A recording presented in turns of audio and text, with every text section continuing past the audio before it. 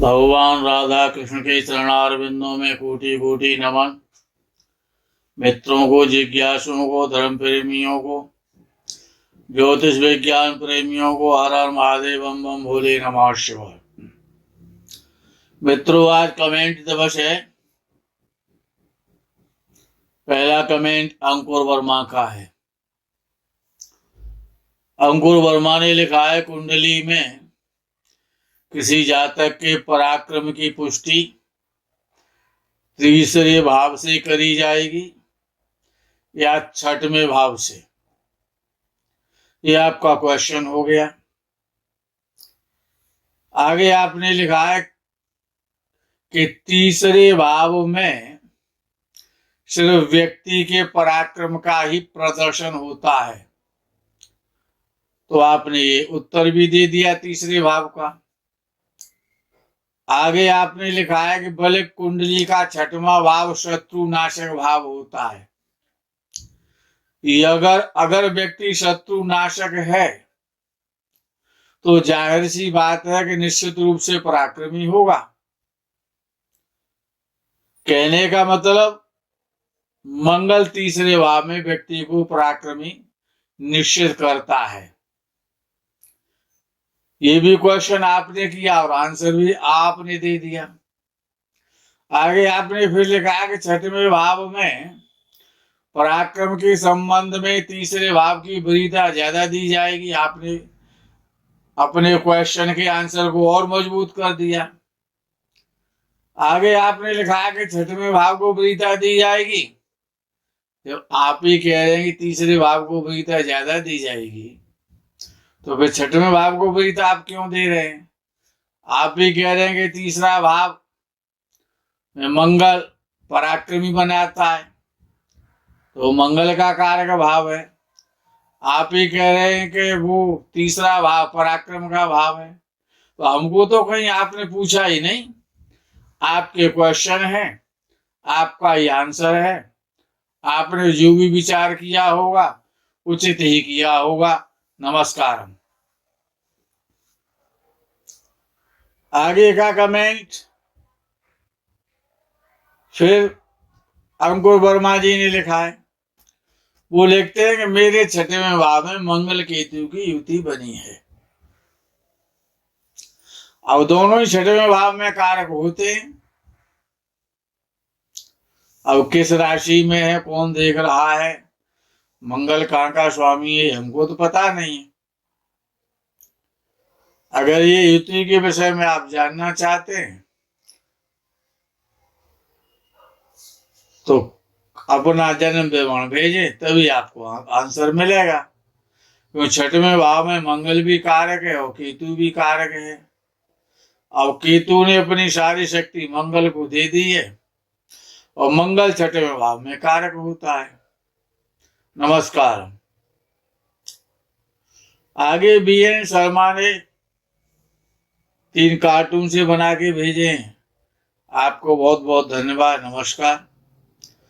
आगे विष्णु अरोरा ने लिखा है, जय भोलेनाथ, जय काली कमली वाले नीलकंठ बाबा की। अरोरा जी, आप सदा प्रसन्न रहें, दीर्घायु हो। नमस्कार। आगे संतोष यादव ने कमेंट लिखा है, सभी घर में राहु और चंद्रमा युति का प्रभाव तथा उपाय।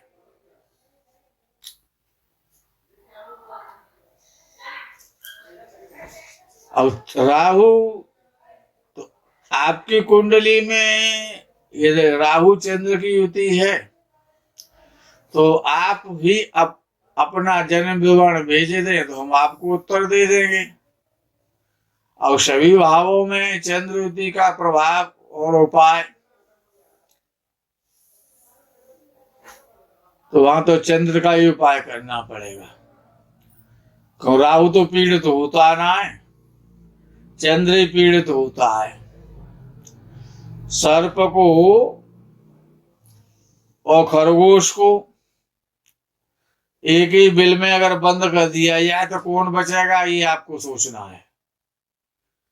क्यों, राहु तो सर्प है और चंद्र खरगोश है, तो इसीलिए खरगोश को बचाना है।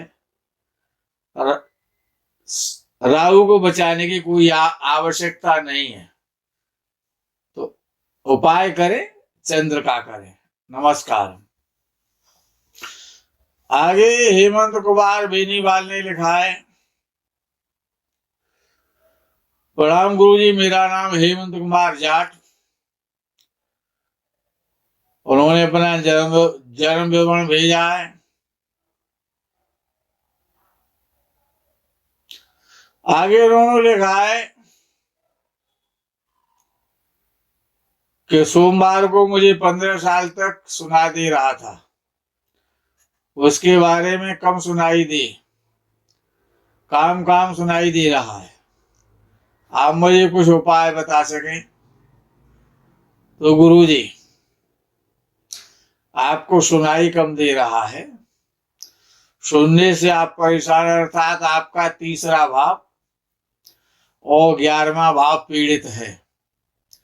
अपने बृहस्पति को मजबूत करें और देशी गाय की जो बछड़ी होती है, देशी गाय की जो बछड़ी होती है, अन्य किसी गाय की बछड़ी नहीं, विदेशी गाय की या दोगली गाय की बछड़ी नहीं चलेगी। विदेशी गाय की बछड़ी जो बिना ब्याही, उसका गोमूत्र एक एक बूंद दोनों कानों में डाला करो, क्योंकि आपका बृहस्पति भी अच्छा नहीं है। बृहस्पति खराब होता है तो व्यक्ति को कम सुनाई देने लगता है, या तीसरा या एकादश भाव पीड़ित होता है तो व्यक्ति कम सुनता है। तो एक एक बूंद गाय की बछड़ी की, बिना ब्याही गाय की, देशी नस्ल की, उसकी गोमूत्र को, डायरेक्ट वाले गोमूत्र को कपड़े में छान करके वो एक एक बूंद अपने कानों में डाला करो, सुनाई देने लगेगा। नमस्कार। आगे का कमेंट अक्षय कुमार का है। उन्होंने लिखा है, मेरे 8वें हाउस में राहु है। अगर आप 8वें हाउस में राहु जानना चाहते हैं तो धन तो दे देता है, सडन गेन करा देता है, अक्षमात धन दे देता है, प्रॉपर्टी देता है, संपत्ति देता है,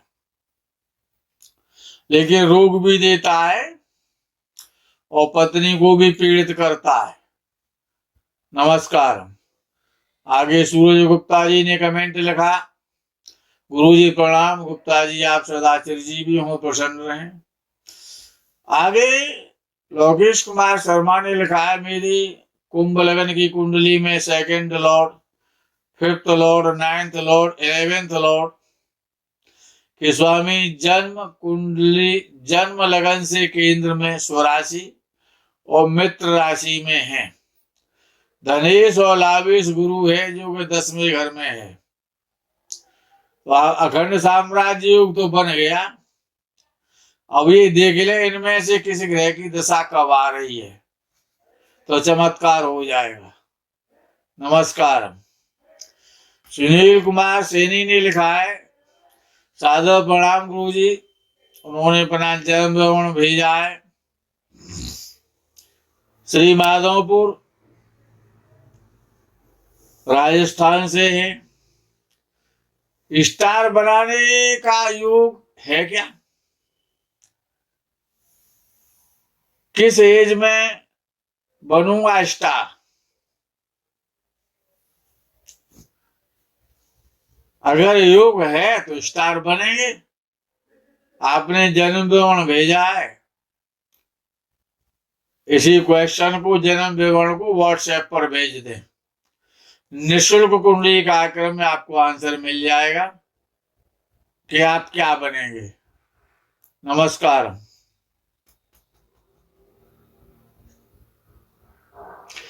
आगे बीएन शर्मा ने कमेंट लिखा है, सर एक बार निम्नलिखित पर मार्गदर्शन करें। बहुत सुंदर। आगे आपने लिखा है, कर्म बढ़ाया भाग्य। क्या तपस्या या आराधना से भाग्य बदल सकता है? अच्छा, आपका कमेंट बड़ा, आप तो सोच रहे होंगे बड़ा पेचीदा, लेकिन जवाब भी आपने दे दिया। अब हम इसमें क्या करेंगे?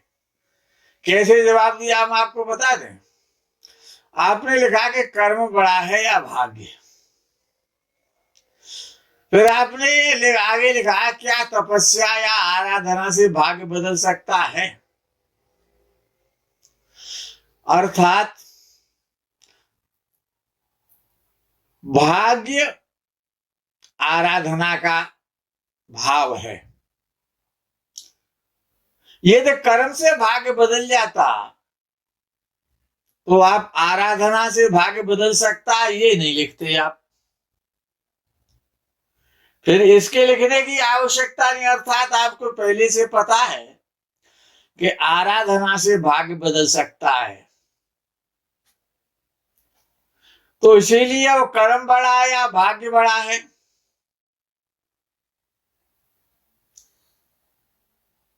तो आपने तो निश्चित कर दिया क्या तपस्या या आराधना से भाग्य बदल सकता है। तो तपस्या या आराधना से भाग्य बदल सकता है, इसका क्वेश्चन मार्क हटा दे, ये सही आंसर है। आगे आपने लिखा है क्या ज्यादा सटीक है कुंडली या हस्तरेखा। अच्छा, अगर हस्तरेखा ज्यादा सटीक होती तो पहले आप कुंडली क्यों लिखते? अर्थात कुंडली को आप भी वरीयता देते हैं, इसलिए कुंडली को आपने पहले लिखा है। अच्छा, जो पहले आता है वही तो बड़ा होता है, वही तो सटीक माना जाता है। या आपने जो लगाया ना शब्द या हस्तरेखा, अर्थात आपने हस्तरेखा को पेंडिंग में डाल दिया है, तो जवाब तो आपने दे दिया कि कुंडली ज्यादा सटीक होती है। हस्तरेखा चूंकि कोई विषय भी नहीं है, भारतीय शिक्षा में कोई विषय नहीं है, लेकिन एस्ट्रोलॉजी से पीएचडी भी होती है। पीएचडी भी एस्ट्रोलॉजी से होती है, और एस्ट्रोलॉजी अपने में एक सब्जेक्ट है और वो अपने में एक विज्ञान है। हस्तरेखा के पीछे विज्ञान तो लिखा रहता है, लेकिन वो कोई सब्जेक्ट नहीं है, ना कोई विज्ञान है। क्योंकि आपने ही कहा है कि चूंकि कर्म के साथ हस्तरेखा बदलती रहती है, आप ही तो कह रहे हैं, तो ये हस्तरेखा तो बदलती रहती है। और आप ये भी कह रहे हैं लेकिन आप कर्म करके कुंडली नहीं बदल सकते, तो फिर आपने कुंडली को बड़ा बड़ा दे दिया, महत्ता उसको ज्यादा दे दी। आपने दोनों काम किए, हमने तो उसकी पुष्टि कर दी है।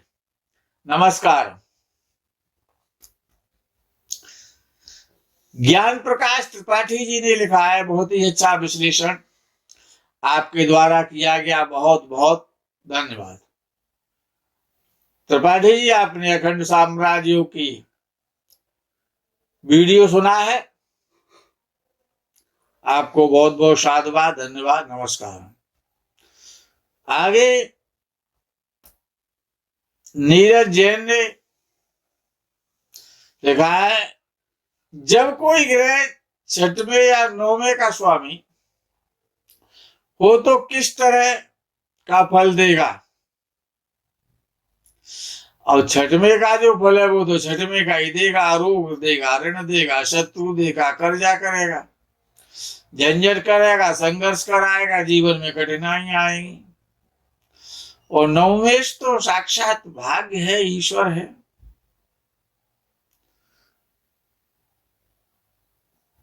आप लिख रहे हैं कि छठवें का भी स्वामी हो, नवमें का भी स्वामी हो, अर्थात ऐसा कौन सा ग्रह है वो,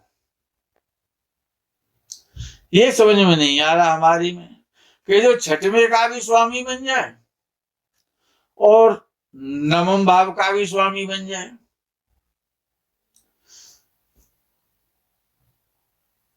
सग्रह कौन सा हो सकता है? अलग अलग तो हो सकते हैं,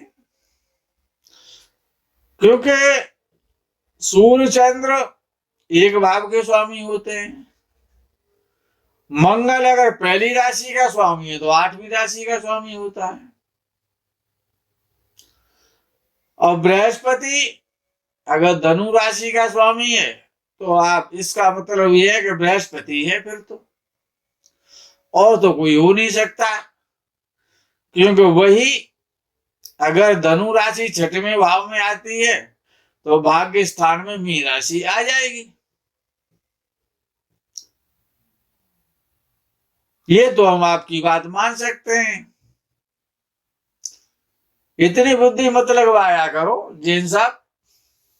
अर्थात 6वें भाव का 9वें भाव का स्वामी तभी हो सकता है, वो बृहस्पति हो सकता है, अन्य कोई ग्रह नहीं हो सकता है।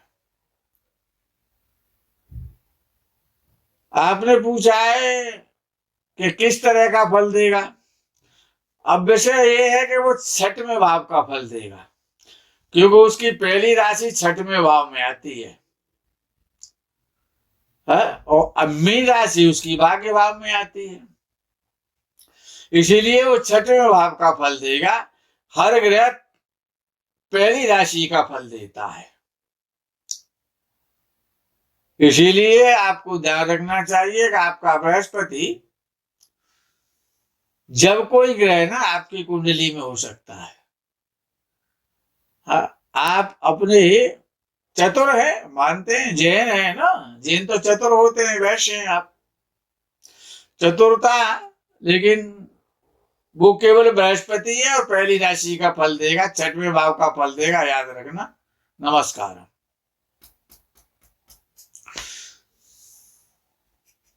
आगे नीरज जैन ने लिखा है, व्हाट अबाउट 8th हाउस।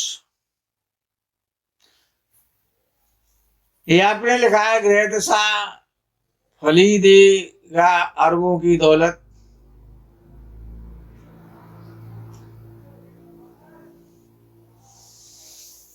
अब ये क्वेश्चन आपका हमारी समझ में नहीं आता है। 8th हाउस के बारे में क्या आपने जानना चाहा है, इस क्वेश्चन को स्पष्ट करें।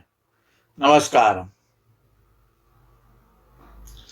आगे बीएन शर्मा ने लिखा है, सर आपका आश्रम मंदिर कहां पर स्थित है? एक बार आकर दर्शन करना चाहूंगा। व्हाट्सएप पर नंबर आते हैं, नंबर से फोन नंबर मिलाओ, आपको जानकारी मिल जाएगी। नमस्कार। पंकज सिंह ने लिखा है, गुरु जी के चरणों में नमन बंदन। पंकज सिंह जी आप प्रसन्न रहें। आगे सोम पवार ने लिखा है, थैंक्स पवार साहब, आप दीर्घायु हो। आगे प्रवीण कुमार वर्मा ने लिखा है, हर हर महादेव बम बम भोले नमः शिवाय। वर्मा जी आप सदा चिरजीवी हो। नमस्कार। आगे अमिताभ सक्सेना ने लिखा है, प्रणाम गुरु जी, धन्यवाद इस जानकारी के लिए। अखंड साम्राज्य योग योग अद्वितीय है, ये आपने वीडियो देखा है, आपको बहुत बहुत धन्यवाद। आगे बलवंत सिंह ने लिखा है, प्रणाम गुरु जी, आप हमारी भी कुंडली देखो जी। आपने कुछ भेजा ही नहीं, हम कुंडली कहां से देखेंगे?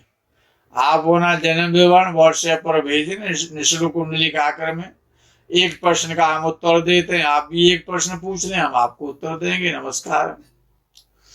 आगे अतुल आनंद ने अपना जन्म विवरण भेजा है, पॉलिटिक्स में कैरियर उन्होंने जाना चाहा है, इस पटना बिहार से हैं। आप अपने इस क्वेश्चन को अतुल जी व्हाट्सएप पर भेजें, निःशुल्क कुंडली का आक्रम में आपको आंसर मिल जाएगा। नमस्कार। हर हर महादेव बम बम भोले नमः शिवाय। जय गौ माता की।